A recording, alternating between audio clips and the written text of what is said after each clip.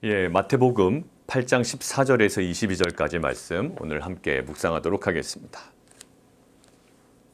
저희가 마태복음 5장부터 7장까지는요. 하나님 나라라는 그 중심 주제를 가지고 예수님의 가르치시는 장면이 기록이 되어 있습니다. 예수님의 가르침이죠. 보통 산상수훈 이렇게 이야기를 합니다. 자, 그리고 어제부터 시작된 8장과 9장까지의 내용은요. 예수님의 그 가르치심과 연결된 하나님 나라의 그 실제적인 그 임함 것들을 바라볼 수 있는 치유와 기적 사건이 9개가 등장이 됩니다. 근데 이 9개가요. 3개의 스토리 다음에 제자도에 대한 메시지, 그리고 3개의 스토리, 그 다음 제자도에 대한 메시지, 그리고 또 3개의 스토리가 연결되어 있습니다. 그리고 10장에는요. 제자 파송에 관한 이야기가 바로 연결됩니다. 자, 오늘 베드로의 그 장모의 그 열병이 치유되는 사건은요. 어제부터 이어지는 기적 사건의 3번째 사건이죠.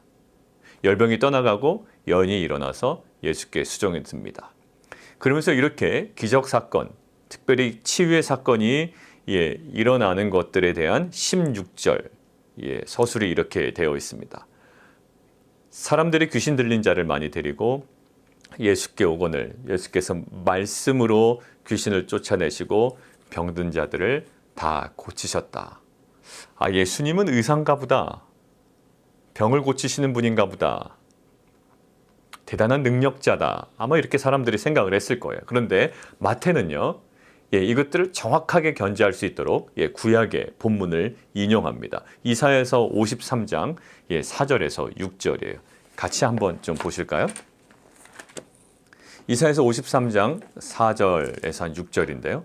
그는 실로 우리의 질고를 지고 우리의 슬픔을 당하였거늘 우리는 생각하기를 그는 징벌을 받아 하나님께 맞으며 고난을 당한다 하였노라. 그가 찔림은 우리의 허물 때문이요 그가 상함은 우리의 죄악 때문이라. 그가 징계를 받음으로 우리는 평화를 누리고 그가 채찍에 맞음으로 우리는 나음을 받았도다. 우리는 다 양 같아서 그릇 행하여 각기 제 길로 갔거늘 여호와께서는 우리의 모든 죄악을 그에게 담당시키셨도다.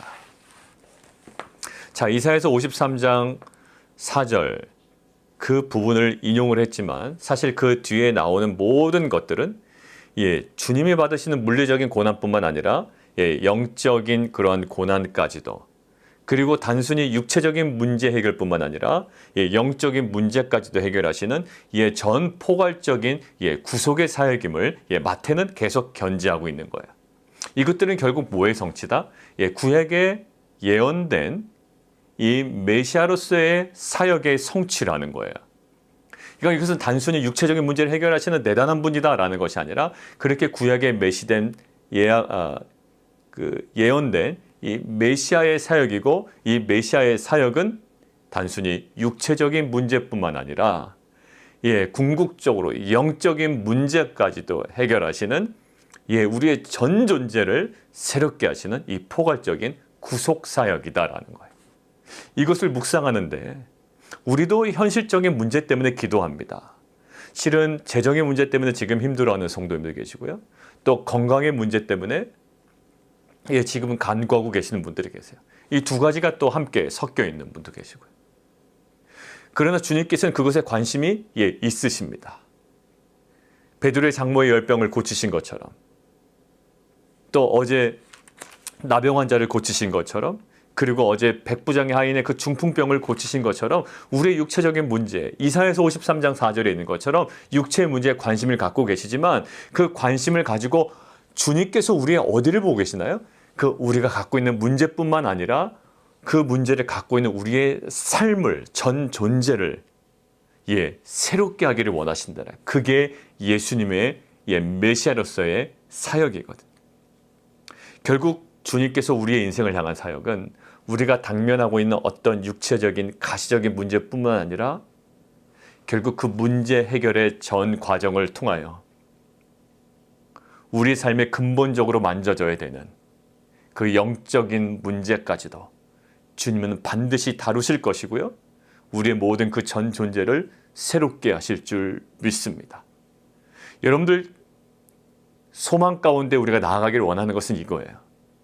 주님께서는 나의 육체적인 지금 아주 가시적이고 지금 드러난 문제에 관심을 갖고 계시다. 그러나 그 문제를 통하여 드러나진 않았지만 반드시 다뤄져야 되는 우리의 속사람과 우리의 내면과 우리의 전 존재를 반드시 동시에 다루실 것이다라는 거예요. 여러분들 기대하십시오. 어떤 여러분들이 지금 당면하고 있는 현실적인 문제뿐만 아니라 우리의 삶 전체를 새롭게 하시는 하나님의 놀라운 구속의 사역이 지금도 우리의 삶 가운데 이루어지고 있음을 저는 믿습니다. 그래서 병든 자를 고치실 때 주님께서 뭐라고 갑자기 얘기하시나요? 내가 구원받았다라는 거예요. 몸을 고쳐주시고 병을 치료해 주신 다음에 구원받았다라는 거예요. 뭘까요? 그 병의 치료의 과정을 통하여 어디를 만드신 거예요? 그의 모든 영적인 부분, 그의 삶 전 존재를 만드신 거예요. 그러니까 우리는 이 문제가 전부인 것 같지만 이 문제를 통하여 하나님께서는 우리의 삶 전체를 새롭게 하시고 변화시키셔서 하나님의 정말 구속의 그 사역을 우리 삶 가운데 분명히 이루실 줄 믿습니다. 그리고 오늘 뒤 이어지는 그 제자도의 핵심이 두 가지로 나옵니다. 18절 무리가 자기를 에워싸는 것을 보시고 좀 거리를 두시죠. 근데 그것들을 바라보는 사람에게는 그것이 굉장히 매력적인 모습이었을 거예요. 마치 K-팝 스타들이 막 팬덤이 형성돼서 인터넷에 막 몰려들고 팬층이 형성되고 어디 간다 그러면 그 뒤따라가고 어떤 이런 모습일 겁니다. 서기관이 본 거죠. 이렇게 얘기합니다. 어디로 가시든지 따르겠습니다. 라는 거예요. 어디로 가시든지 저는 따르겠습니다. 이런 뜻이에요. 예수님께서 자기를 좀 받으셨으면 좋겠고 또 핵심 제자 중에 하나로 삼아주실 것을 요청하는 거죠. 그런데 그의 호칭이 있습니다. 그의 직업은 서기관이고요. 그의 호칭은 뭐라고 부르나요? 주님을 선생님이라고 부릅니다. 이것을 미루어 짐작하건대 아마 서기관의 요청은 이런 느낌이 있었을 거예요. 서기관 자기가 갖고 있는 학문적인 욕구와 그런 관심을 채울 수 있을 것이라고 아마 생각을 했을 거예요. 이 사람 따라가면 내가 평소에 갖고 있던 학문적인 욕구와 이 모든 관심을 분명하게 채우겠다라는 확신이 있었을 거예요. 근데 그가 확신한 것들은 맞아요. 그러나 그 확신한 내용이 옳지 않았던 것 같습니다. 예수님의 대답은요, 서기관의 그러한 요청에 완전히 찬물을 끼얹는 것처럼 이렇게 대답하세요. 예수께서 이르시되 여우도 굴이 있고 공중의 새도 거처가 있으되 인자는 오히려 머리 둘 곳이 없다 하시더라. 결국 서기관 요청이 서기관이 상상했을 법한 그런 어떠한 승리나 어떤 화려함은 없고요. 결국 머리 둘 곳 없는 방황만 있을 것이다 라는 거예요. 결국 예수님께서 이 말씀을 통하여 강조하시려는 포인트가 뭘까요? 제자도예요. 우리는 스포츠 스타들을 봅니다. 도쿄올림픽이 올해 열릴지 안 열릴지 아마 열리기 어렵지 않겠어요? 만약에 올림픽이 열리면 스포츠 영웅들은 항상 등장합니다. 어떤 공연을 하면요, 그 공연에 스타들은 항상 등장하게 되어 있어요. 그리고 많은 사람들이 탁구에 금메달을 따고 또 어디 종목에 금메달을 따면 그 용품이 막 팔리는 거예요. 또 그 사람 중심으로 팬층이 형성이 됩니다. 그리고 아이들에게 물어보면 이렇게 대답해요. 나는 저 배드민턴 선수가 될 거예요. 탁구 선수가 될 거예요. 금메달을 딸 거라는 거예요. 그때 많은 부모들이 이렇게 얘기합니다. 그 금메달 리스트가 평소에 인내하고 감당하고 그것들을 훈련을 다 감당했던 그의 어떠한 그 고뇌와 고된 모습들을 그 아이에게 이야기를 해줄 거예요. 결국 제자의 삶은 뭘까요? 제자의 삶은 서기관이 생각한 그 어떠한 그 제자도, 서기관이 생각한 그 제자도와는 거리가 멀다라는 거죠. 결국 그러한 개인적 욕구를 채우는 것, 또 개인적 욕구를 충족하는 삶이 아니라 제자도는 불편하고 어찌 보면 위험하고 그 예수의 삶을 나누는 것이 제자도다라는, 나에게 이런 유익이 있으니 내가 따라갈 만한 길이다라는 것이 아니라요, 그거와는 상관없는 내 개인적인 욕구와 내 개인적인 만족을 충족시키는 것이 아닌 오히려 불편하고 위험한 그 예수의 삶을 따라가는 거예요. 예수님은 많은 주목을 받으셨습니다. 그리고 많은 병자들을 고치셨어요. 예, 귀신들도 쫓아내셨습니다. 그러나 예수님께서 마지막에 이루셔야 되는 것이 무엇일까요? 바로 십자가였습니다. 그 예수님의 그 사역의 마지막 정점은 십자가였어요. 마지막 그 십자가를 지지 않았더라면 그 지금 뭐 병을 고치시고 귀신들을 쫓아내신 것들이 어찌 보면 온전한 열매를 맺지 못했을 거예요. 예수님을 따라간다는 것은 바로 그거예요. 예, 그 십자가를 외면하지 않는 거예요. 십자가를 통해서만 감당되는 사역이에요.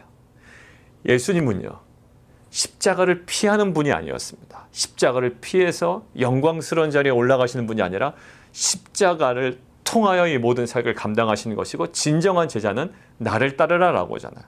예, 자기를 부인하고 자기 십자가를 지는 것이 제자도예요. 그러니까 십자가를 인식하는 것이 제자도의 핵심이지, 나의 욕구나 나의 관심을 채우려는 동기로 가는 것이 제자도가 아니라는 거예요. 결국 무엇을 얘기할까요? 자기를 부인하고 자기 십자가를 지는 그 희생. 어찌 보면 머리 둘 곳조차 없는 이 방황의 길에 서 있어야 하는 그 바로 제자도의 핵심을 지금 서기관의 요청에 대하여 예수님께서는 분명하게 드러내고 계십니다. 자, 제자 중에 또 한 사람 21절에 나옵니다. 주여, 내가 먼저 가서 내 아버지를 장사하게 허락하옵소서. 여러분들 누가복음 9장에 보면은요, 이 부분이 이렇게 나와 있습니다. 또 다른 사람에게 나를 따르라 하시니 그가 이르되 나로 먼저 내 아버지를 장사하게 허락하옵소서. 따르라 했는데 먼저 가서 장사하게 허락하옵소서. 61절, 누가복음 9장 61절, 다른 사람이 이르되 주여, 내가 주를 따르겠나이다마는 나로 먼저 내 가족을 작별하게 하옵소서. 예, 우선순위가 지금 뭔가 강조되고 있어요. 먼저 좀 장사하고 오겠고 먼저 가서 작별하고 오겠습니다. 그런데 예수님의 대답은 굉장히 단호합니다. 죽은 자들이 그의 죽은 자들을 장사하게 하고 너는 지금 뭐하라? 예, 나를 따르라. 우선순위 급하게 조정해야 될 필요가 있다는 거예요. 자, 이 부분은요, 굉장히 해석이 분분합니다. 왜냐하면 아버지를 장사한다라는 것, 유대인들에게서는 굉장히 일반적인 행동이고요. 그리고 상식적인 행동이에요. 탈무드에서는요, 이 일을 수행하기 위해서 다른 의무들, 심지어 종교적인 의무들까지도 수행하지 않아도 면제해 줍니다. 그 정도까지도 굉장히 상식적인 행동이고요. 어떤 사랑의 행위입니다. 가족으로서, 자녀로서의. 매장이 24시간 안에 이루어져야 되는데요. 이것을 매장을 이야기하는지 아니면 매장 이후에 장례기간 한 일주일을 이야기하는지 그것은 정확하지가 않아요. 왜 정확하지가 않을까요? 지금 얘기하는 것은 제자로서 가족 공동체에서 이런 일을 행하지 말아라라는 구체적인 지침과 어떠한 처신을 강조하기 위함이 아니라 지금 예수님은 무엇을 강조하기 위함이다? 제자도를 강조하기 위함이다. 제자도는 때에 따라서는 어떻게 해요? 이렇게 제자도의 우선성과 절대성을 두고 무엇을? 정리되어야 하는 우선순위가 있음을 강조하기 위함이에요. 어떤 제자로서의 가족 안에서의 어떤 생활 지침을 이야기하는 것이 아니라 이 제자에게는 정리되어야 되는 우선순위가 있어야 함을 지금 강조하고 있습니다. 지금 예수님께서는 이 제자도를 계속 강조하세요. 제자는 어떠해야 되는지. 그리고 복음서에서 공통적으로 나타난 나를 따르려거든 자기를 부인하고 자기 십자가를 지고 나를 따를 것이다 라고 이야기합니다. 제자도는 화려함에 있지 않습니다. 결국 예수님께서 걸어가셨던 그 삶을 영광스러운 길인 줄 알아. 우리가 그 길을 함께 걸어가는 것이 제자도의 핵심이에요. 왜 그럴까요? 예수님께서 걸어가셨던 그 십자가 길을 통해서만 완성되는 부활과 생명과 구원의 역사가 있기 때문이에요. 그것은 그것들을 바라보지 못하면 과감하게 우선순위를 바꿀 수 없기 때문이에요. 왜? 내 삶의 만족과 안위와 평안을 위해서는요, 절대로 우선순위를 바꾸지 못해요. 그러나 그 너머에 있는 부활과 생명과 구원의 역사를 아는 자는 그것을 통하여 이 지금의 우선순위를 바꿔 나갈 수가 있습니다. 이것은 무엇으로 가능할까요? 그 은혜를 알아야 돼요. 은혜를 입어야 되고요. 그것들을 우리가 바라볼 수 있어야 됩니다. 정리하겠습니다. 오늘 주님께서는 우리의 육체적인 문제를 해결하시는 분으로 마태는 조명하고 있지만 그 이어지는 이사야서 53장 4절부터 6절까지 이어지는 것들은 육체적인 문제뿐만 아니라 영적인 문제까지도 포괄적으로 회복시키시는 그 주님의 메시아로서의 구속사역을 강조하고 있어요. 결국 우리의 당면한 여러 가지 문제들, 지금 가시적인 여러 가지 상황들, 또 그런 문제들을 해결하시지만 주님의 온통 관심은 그 문제보다도 우리 삶을 주목하고 계신 줄 믿습니다. 그래서 문제 해결을 가지고 그 모든 문제 해결되는 모든 과정들을 통해 주님께서는 우리의 삶을, 모든 전 존재를 새롭게 하시고 또 변화시키시고 또 소생시켜 나가실 줄 믿습니다. 여러분들 소망을 가지십시오. 우리는 이 문제가 해결되기를 원하지만 주님은 이 문제 해결의 모든 과정을 통해서 우리의 삶을 아주 근원적으로 회복시키시고 육체적인 문제뿐만 아니라 영적인 문제, 우리 전 존재를 새롭게 하실 놀라운 하나님의 계획이 우리 가운데 분명하게 이루어질 줄 믿습니다. 그리고 우리는 제자도의 삶을 살아가야 돼요. 제자의 삶을 살아가야 됩니다. 이 제자도의 핵심, 우리가 생각하는 어떠한 욕구나 또 우리의 관심을 채우는 것이 아니라 주님께서 우리에게 보여주신 대로 머리 둘 곳 없는 그 방황의 어떤 모습이 있을지라도 그것이 제자도의 가장 영광스러운 길임을 알아. 이제는 그것 때문에 제자의 길을 회피하는 자가 아니라 그러하기 때문에 그 뒤에 넘어 있는 그 부활과 생명과 구원을 저희가 소망하며 그 길을 오히려 영광스럽게 또 함께 걸어가는 귀한 공동체가 되기를 원합니다. 이 시간 함께 기도하겠습니다. 이 모든 것들이 가능하기 위해서는 은혜가 필요합니다. 이게 머리로 이해돼서 따라갈 수 있는 길이 아니에요. 정말 은혜가 필요합니다. 서기관은 나름대로 자기 계산으로 제자가 되겠다고 아마 요청했을 겁니다. 그러나 이것은 어떤 계산기로 나오는 또 이성으로 이해돼서 따라갈 수 있는 길이 아니라 정말 그 은혜 받은 자가 따라갈 수 있는 길이 이 바로 제자도입니다. 하나님, 이러한 은혜를 우리 가운데 부어 주시옵소서. 단순히 육체적인 문제의 해결뿐만 아니라 그 모든 해결되는 과정을 통하여 우리의 모든 전입객과 전 존재를 새롭게 하시는 그 하나님의 그 구속의 사역에 우리 모든 생애가 다시 한번 새롭게 되고 변화되는 귀한 은혜 있게 하여 주옵소서. 우리 함께 기도하며 나가도록 하겠습니다. 우리 함께 또 기도하기는 내일 주일 예배 위해서 기도하겠습니다. 내일 주일 예배가 이제 현장에서 또 오픈돼서 처음으로 드려지는데 다시 내일 모든 예배 가운데 또 하나님 그 모든 방역에 또 여러 가지 안전에 지금 저희가 또 잘 대처하게 하시고 특별히 현장에서 특별히 여러 가지 또 사정으로 온라인으로 예배드리는 모든 성도님들에게 또 성령 하나님의 그 기름 부으심이 그 말씀의 은혜가 하나님 정말 충만하게 부어지는 예배되게 도와주시옵소서. 그리고 이어지는 정기 사무 처리를 통하여 하나님 2021년을 향한 하나님의 마음과 계획들과 비전을 나누는 귀한 은혜의 시간 되게 도와주옵소서. 함께 그 부르심에 참여하며 또 그 길을 걸어가기로 결단하고 나아가는 귀한 은혜의 시간 되게 도와주옵소서. 함께 기도하며 나가도록 하겠습니다. 우리 함께 또 기도할까요? 우리 이종호 선교사님 위해서 계속 기도해 주시고 우리 성도님들 어제 9시 기도회 때 밤에 기도한 것처럼 우리 성도님들 건강의 회복을 위해서 우리 함께 기도하도록 하겠습니다. 기도하겠습니다.